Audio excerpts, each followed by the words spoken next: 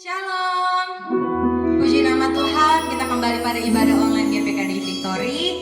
Yuk hari ini kita mau sama-sama memuji memuliakan nama Tuhan. Kita mau berikan yang terbaik bagi Tuhan. Amin.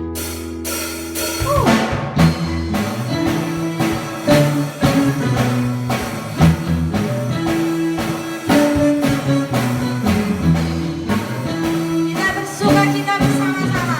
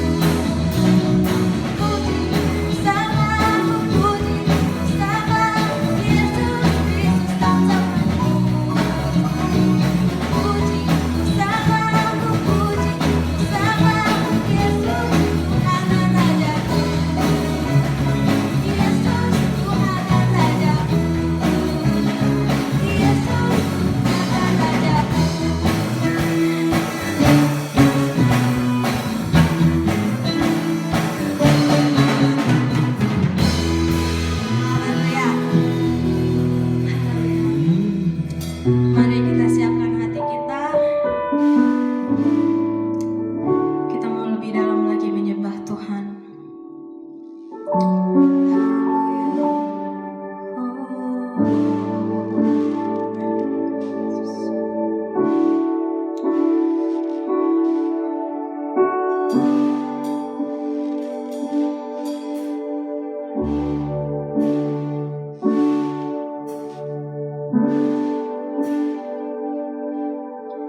Semua karena anugerah-Mu hari ini ada, bukan karena kuatku, namun karena Roh-Mu.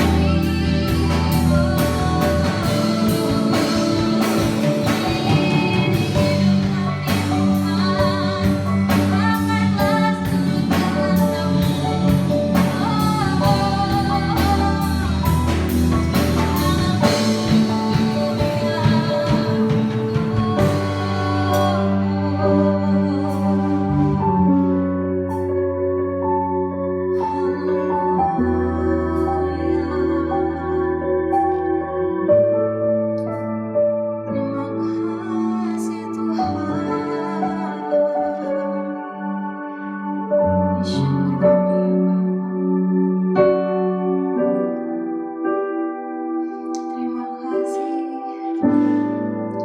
Kau lebih tahu yang terbaik bagiku. Kau lebih sanggup pulihkan hidupku. Ku berserah, ku percaya hanya Yesus penolong yang setia. Sama-sama katakan, oh, Kau lebih tahu yang terbaik bagiku. Kau lebih sanggup pulihkan hidupku. Ku berserah, ku percaya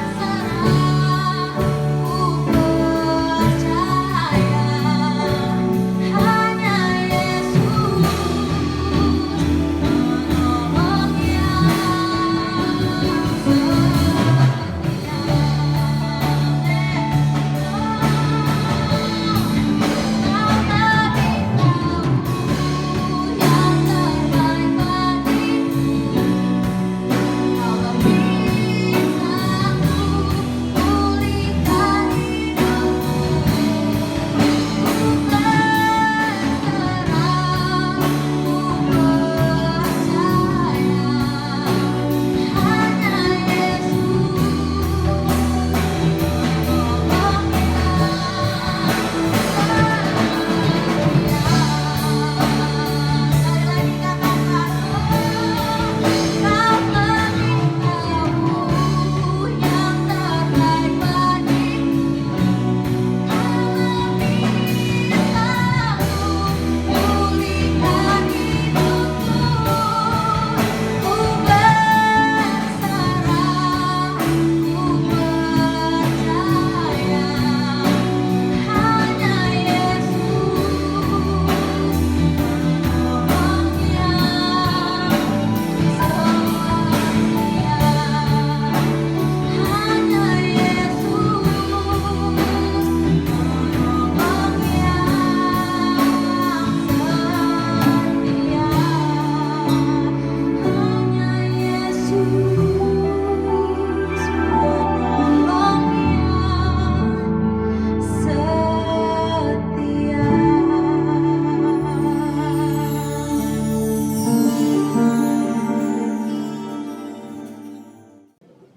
Mari kita berdoa. Bapa kami di surga, kami ucap syukur Tuhan untuk hari ini. Kami masih bisa beribadah, kami bisa mendengarkan firman-Mu, kami mau belajar Tuhan supaya kami semakin mengenal-Mu, kami semakin menjadi lebih baik ya Tuhan. Kami boleh menjadi berkat buat banyak orang di tahun 2021 ini. Kau berkati Tuhan Yesus, biar setiap firman Tuhan yang kami pelajari pada pagi hari ini menjadi kekuatan, menjadi berkat, dan menjadi panduan dalam kehidupan kami. Di dalam nama Tuhan Yesus kami berdoa dan syukur. Haleluya, amin. Shalom, haleluya.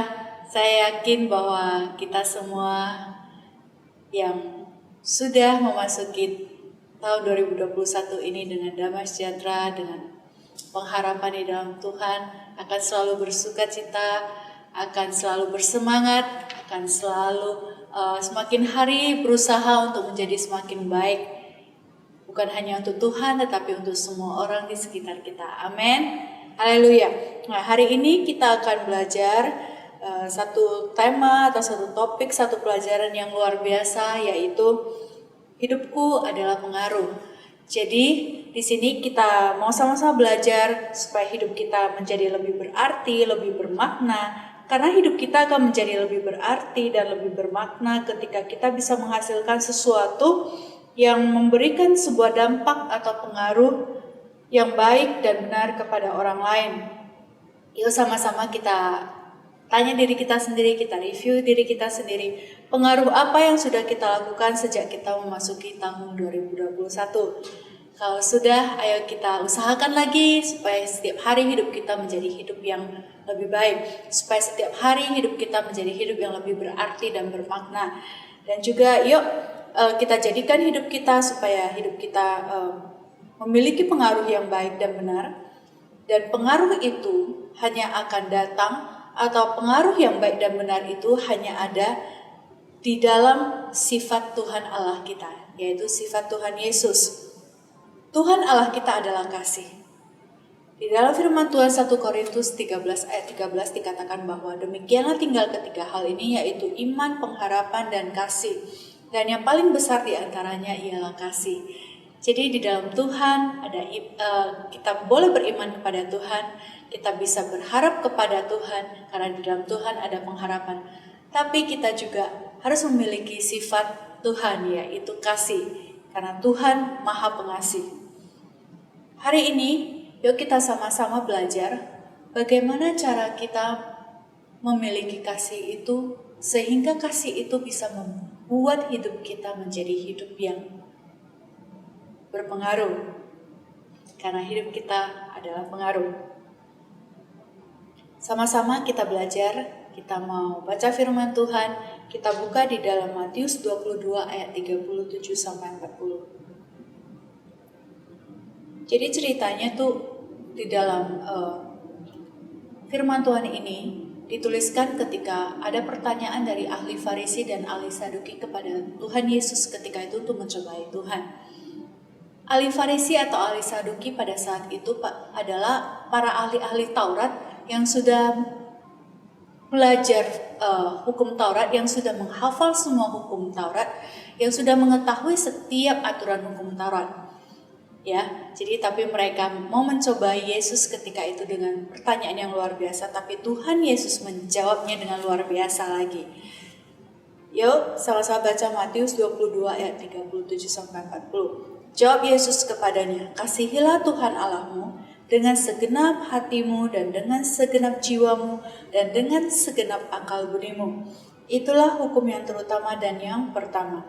Dan hukum yang kedua yang sama dengan itu berarti setara ya dengan hukum pertama, ialah kasihilah sesamamu manusia seperti dirimu sendiri. Pada kedua hukum inilah tergantung seluruh hukum Taurat dan kitab para nabi." Haleluya. Ayat tersebut adalah jawaban dari Yesus yang mencerminkan sifat Allah sesungguhnya, yaitu kasih. Mungkin selama ini kita merasa bahwa hidup kita udah benar ketika kita sudah selesai baca Alkitab. Mungkin seluruh isi Alkitab sudah dibaca sampai 2-3 kali atau mungkin lebih. Atau mungkin kita merasa hidup kita sudah semakin baik ketika kita merasa bahwa kita sudah bisa menghafal ayat-ayat Alkitab. Ataupun kita merasa bahwa hidup kita sudah hidup yang berkenan di hadapan Tuhan dan menjadi berkat bagi banyak orang ketika kita sudah bisa menghafal ataupun kita sudah bisa melakukan hukum Taurat tersebut. Tapi sebenarnya saudara-saudara yang terkasih dalam Tuhan, ada hal penting yang terkadang kita miss atau kita tinggal ya, atau tidak kita lakukan atau kita anggap tidak penting, tapi ternyata itu adalah hal terpenting yang harus kita lakukan, yaitu pesan Tuhan. Hukum yang terpenting dalam kehidupan kita, yaitu kasihilah Tuhan Allahmu dengan segenap hatimu, dan juga kasihilah sesama manusia seperti dirimu sendiri. Apakah kita sudah melakukan hal itu? Apakah kita sudah melakukan kedua hal itu atau belum?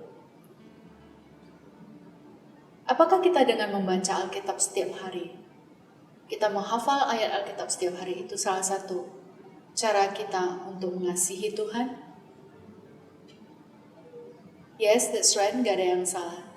Tapi hati-hati saudara, bahwa mengasihi Tuhan Allahmu dengan segenap akal budimu, dengan segenap hatimu, itu juga dengan segenap jiwamu, bukan berarti kita harus setiap hari hanya membaca ataupun hanya menghafal ayat Alkitab tapi tidak melakukannya. Ketika kita tidak melakukannya pun, itu belum merupakan tindakan kita untuk mengasihi Tuhan. Kenapa saya bicara seperti itu? Seperti kita yang sebagai orang tua memiliki anak. Ataupun mungkin kita adalah yang masih single, mungkin kita adalah supervisi di office, di kantor, di mana kita bekerja, dan kita punya anak buah. Ya. Kita kasih rules ke mereka. Ini loh yang harus kalian ingat setiap hari. Rules di kantor yang harus kalian ingat setiap hari.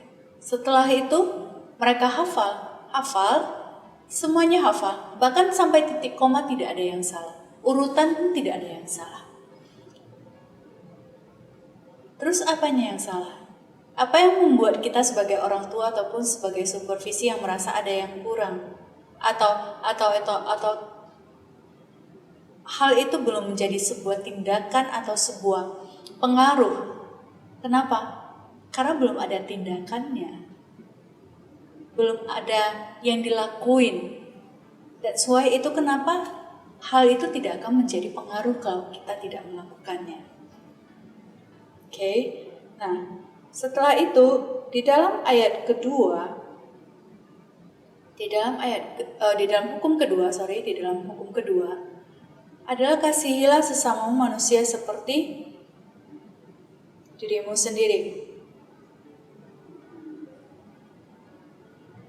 Mungkin kita akan bertanya, saya mengasihi orang lain harus seperti saya mengasihi diri sendiri apa enggak salah?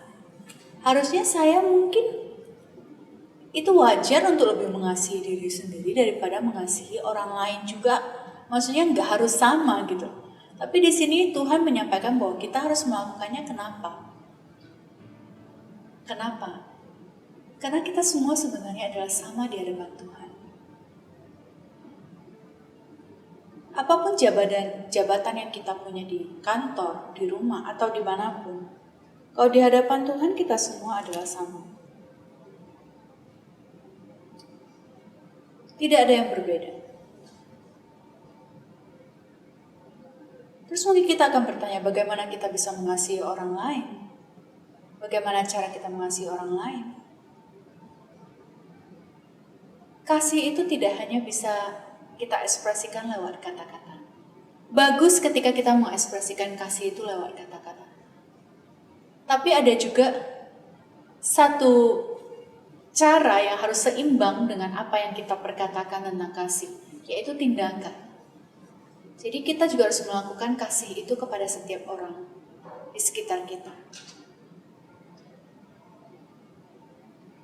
Contoh yang paling simpel adalah seperti kita, kembali lagi seperti kita sebagai orang tua dan anak, dan juga seperti supervisi dan anak buah atau anggota. Jadi contohnya seperti saya sebagai seorang ibu. Ketika saya masak di rumah untuk anak-anak, pasti saya juga akan berusaha masakan yang terbaik, yang sehat, yang bergizi. Untuk diri saya sendiri, dan juga untuk anak-anak. Kenapa? Karena saya mengasihi mereka sama seperti saya mengasihi diri saya sendiri. Begitu juga yang kita lakukan kepada orang lain di sekitar kita. Apakah kita sudah melakukan kasih itu sama seperti kita melakukannya di rumah? Apakah kita sudah melakukan kasih itu, sudah membagikan kasih itu kepada setiap orang di sekitar kita?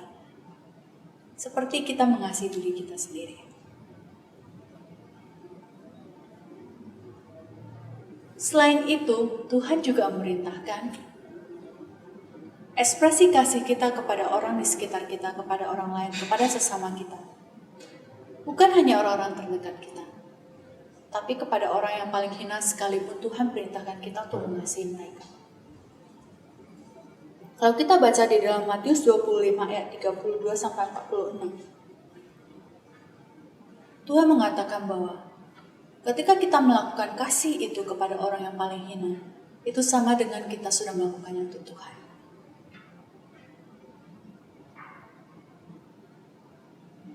Ketika ada yang lapar, kita berikan mereka makan.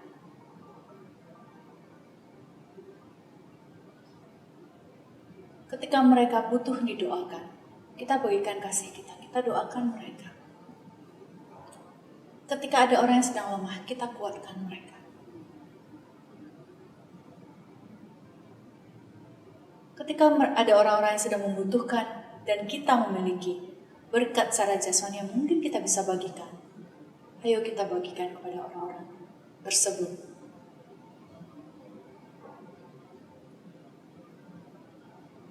Apakah itu sudah cukup? Dengan mengasihi orang-orang di sekitar kita, mengasihi orang tua, mengasihi anak-anak, mengasihi teman-teman, mengasihi orang paling hina.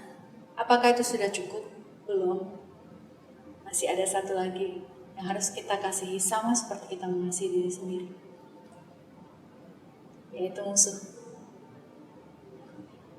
Di dalam Matius 5 ayat 44-48, di sini dikatakan bahwa kasihilah musuhmu dan berdoalah bagi mereka yang menganiaya kamu. Mungkin kita berpikir tidak segampang yang dipikirkan. Apakah Tuhan tidak mengerti perasaanku? Apakah Tuhan tidak mengerti hatiku? Bahwa dia sudah melakukan banyak hal yang membuat hidupku tidak enak, yang membuat hidupku menderita, yang menyakiti hatiku, atau mungkin yang menganiaya aku. But, teman-teman, ayo kita belajar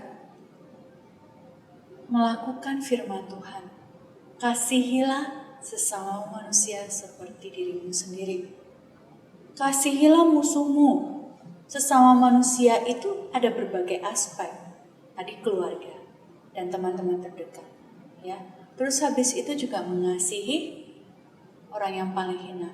Yang ketiga, musuh itu juga sesamamu manusia. Musuh itu juga bagian yang harus kita kasihi, yang harus kita perhatikan.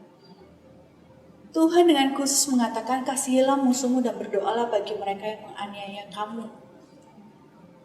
Mungkin kita masih belum bisa menjangkau mereka secara langsung atau belum bisa mengekspresikan kasih kita secara langsung kepada mereka. Tapi setidaknya kita harus bisa untuk mengampuni mereka. Kita harus bisa mendoakan yang terbaik buat mereka. Karena dengan demikian, kamu menjadi anak-anak Bapamu yang di surga yang menerbitkan matahari bagi orang yang jahat dan orang yang baik, dan menurunkan hujan bagi orang yang benar dan orang yang tidak benar. Jadi matahari itu bukan hanya untuk orang yang benar. Kekuatan itu bukan hanya untuk orang yang benar. Berkat itu bukan hanya untuk orang yang benar. Kasih itu Tuhan berikan bukan hanya untuk orang yang benar. Dan Tuhan Yesus datang buat kita bukan hanya untuk orang yang benar. Tapi Tuhan datang, Tuhan mengajarkan kita bahwa kasih itu harus kita bagikan rata kepada orang yang benar maupun tidak benar. Apabila kamu mengasihi orang yang mengasihi kamu, apakah upahmu? Bukankah pemungut cukai juga berbuat demikian? Dan apabila kamu hanya memberi salam kepada saudara-saudaramu saja, apakah lebihnya dari perbuatan orang lain? Bukankah orang tidak mengenal Allah pun berbuat demikian? Karena itu, haruslah kamu sempurna sama seperti Bapamu yang di surga adalah sempurna. Di sini dijelaskan benar-benar jelas sekali. Kalau kita merasa dan sadar bahwa diri kita adalah anak-anak Tuhan, ayo kita lakukan kasih itu tanpa pandang benar enggaknya dia, hina enggaknya dia, salah enggaknya dia, tapi sama seperti kita mengasihi diri sendiri. Mungkin kita merasa atau kita mengatakan bahwa tidak segampang itu.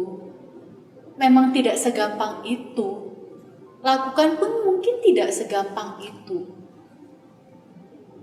Tapi kembali lagi, pertama ketika kita mengasihi diri kita sendiri, kita mengasihi Tuhan, dan kita mengasihi diri kita sendiri, saya bisa memberikan